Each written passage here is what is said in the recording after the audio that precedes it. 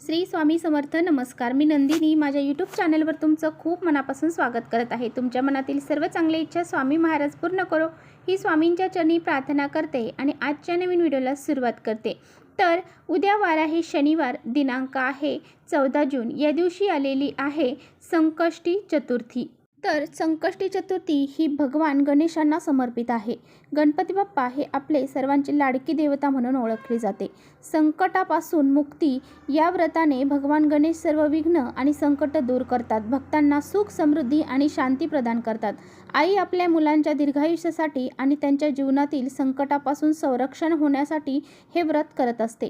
संकष्टी चतुर्थीचे विशेष संतानांच्या दीर्घायुष्यासाठी आणि त्यांच्या जीवनातील संकटांपासून संरक्षणासाठी हे व्रत केले जाते.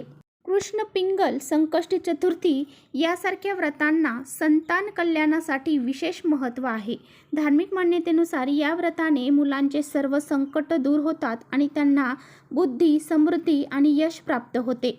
पहा, या व्रतासोबतच आपल्याला काही प्रभावी उपाय देखील आपल्या मुलांसाठी करायचे आहेत. आईने आपल्या मुलांसाठी हिरव्या मुगाचा हा अत्यंत प्रभावशाली उपाय करायचा आहे. हा उपाय कसा करायचा आहे याबद्दलची संपूर्ण माहिती आजच्या व्हिडिओमध्ये आपण जाणून घेणार आहोत.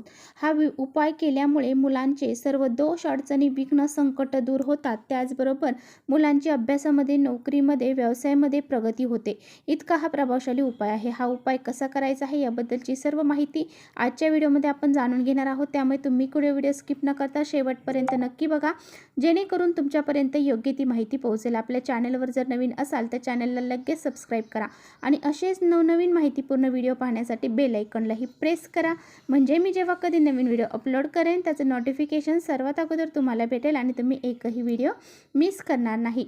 त्याचबरोबर खाली कमेंट्समध्ये ओम गणपते नमः हे लिहायला देखील विसरू नका. व्हिडिओ आवडला, माहितीपूर्ण वाटला तर आपल्या मित्रपरिवारांसोबत नक्की शेअर करा. तर पहा, ही जी चतुर्थी आहे तर ती चतुर्थी शनिवारी 14 जून रोजी दुपारी 3:46 वाजता सुरू होईल आणि 15 जून रोजी 3:51 वाजता समाप्त होईल. उदय तिथीनुसार जून महिन्याची संकष्टी चतुर्थी शनिवारी 14 जूनला साजरी करण्यात येणार आहे. चंद्रोदयाची वेळ जी आहे तर ती रात्री 10:07 नंतर असणार आहे.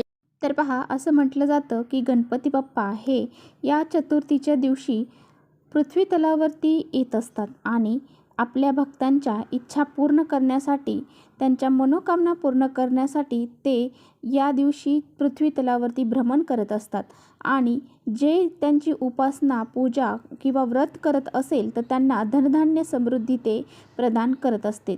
1000 पटीने गणेश तत्व हे पृथ्वी तलावरती जागृत अवस्थेमध्ये असते आणि या अवस्थेमध्ये जर आपण काही उपाय केले तर त्याचे पुण्य फळ देखील आपल्याला अवश्य प्राप्त होते. तर पहा, उद्या आहे शनिवार आणि या दिवशी आलेली आहे संकष्टी चतुर्थी. तर हा जो उपाय आहे तर तो उद्या तुम्हाला सकाळपासून ते संध्याकाळपर्यंत तुम्हाला जेव्हा वेळ असेल तेव्हा तुम्हाला करता येणार आहे. तर पहा, हिरवे मूग जे आहेत तर ते बुधग्रहाशी संबंधित आहेत आणि बुधवार हा गणपती बाप्पांचा वार आहे. त्यामुळे आपला मुलांचा बुधग्रह जो आहे तर तो स्ट्रॉंग होणं खूप महत्त्वाचं आहे आणि बुधग्रह हा गणपती बाप्पांशी संबंधित मानला जातो. त्यामुळे आपल्या मुलांच्या जीवनामध्ये मुलांची बुद्धीत वाढ होण्यासाठी, मुलांची प्रगती होण्यासाठी, मुलांचं संकट, विघ्न दूर होण्यासाठी गणपती बाप्पा हे खूप महत्त्वाची देवता मानली जाते आणि मुलांच्या कल्याणासाठी चतुर्थी हे जे व्रत आहे हे देखील प्रत्येक आई ही आपल्या मुलासाठी करत असते.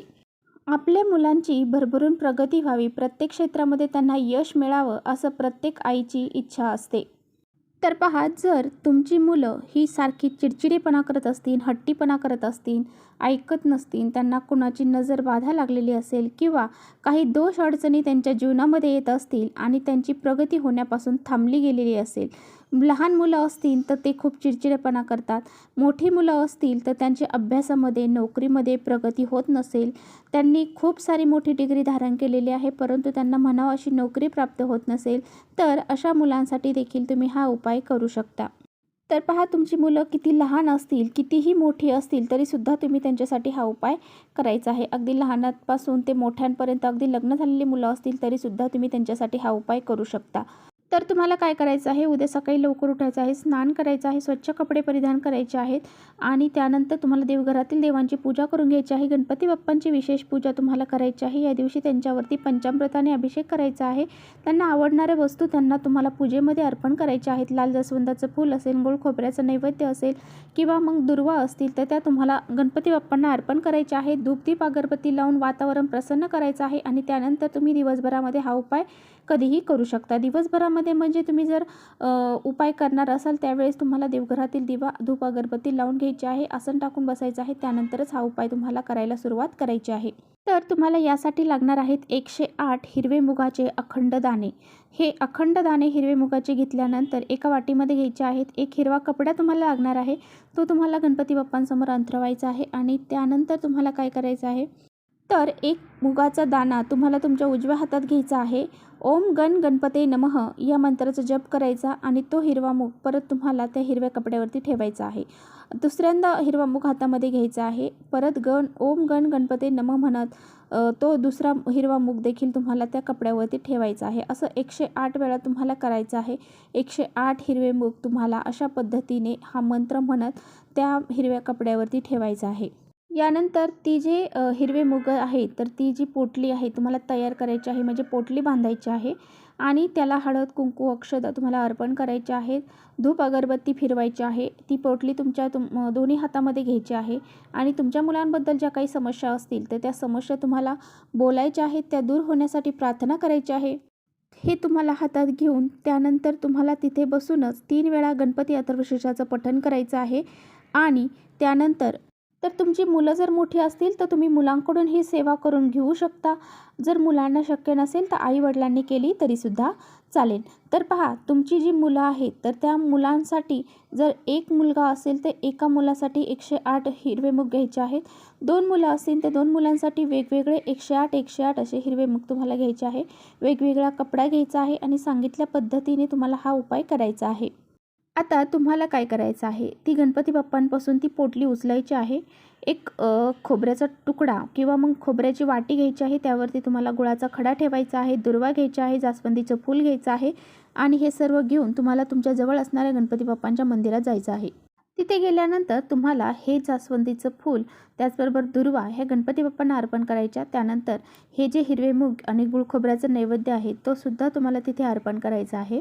आणि आपल्या मुलांच्या जीवनातील संकट अडचणी दूर होण्यासाठी, विघ्न दूर होण्यासाठी, त्याचबरोबर त्यांची प्रगती होण्यासाठी, त्यांच्या ज्या इच्छा आहेत त्या पूर्ण होण्यासाठी तुम्हाला गणपती बाप्पांना प्रार्थना करायची आहे. अशा पद्धतीने हा हिरव्या मुगाचा उपाय तुम्हाला उद्या नक्की करायचा आहे. तर चला इथेच थांबवते माझा व्हिडिओ थोडा जरी आवडला असेल तर नक्की लाईक करा. चॅनलवर नवीन असाल तर चॅनलला सबस्क्राईब करा. परत भेटूया अशाच छानशा व्हिडिओसोबत. तोपर्यंत श्री स्वामी समर्थ.